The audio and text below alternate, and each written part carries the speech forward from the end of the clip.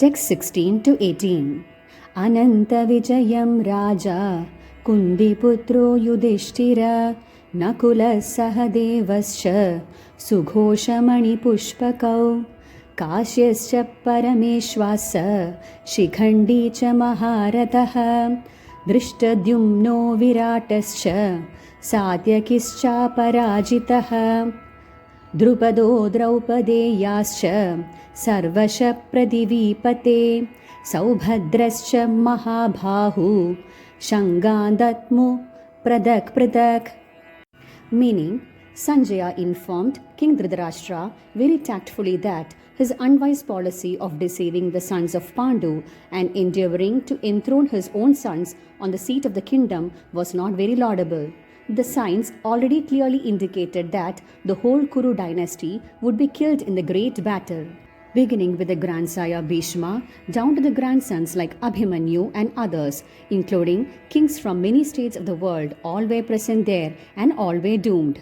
The whole catastrophe was due to King Dhritarashtra because he encouraged the policy followed by his sons. Text 19. Saghosho dhardharashranam hridayani vyadharayat nabhascha prithvim chaiva tumulobhyanunadhayan. Meaning, when Bhishma and the others on the side of Duryodhana blew their respective conch shells, there was no heart-breaking on the part of the Pandavas. The hearts of the sons of Dhritarashtra were shattered by the sounds vibrated by the Pandavas' party. This is due to the Pandavas and their confidence in Lord Krishna.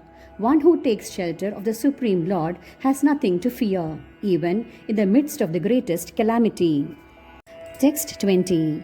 Adha vyavasthidan drishtva dhardharashran kapidvajah pravarte shastra sampato dhanurudhyama pandavah rishikesham tadha vakyam idamaha mahipate.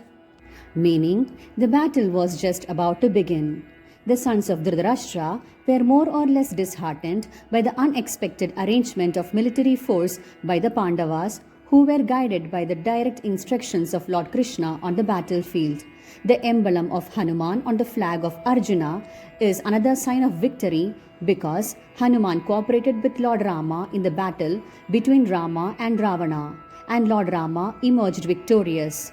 Now both Rama and Hanuman were present on the chariot of Arjuna to help him.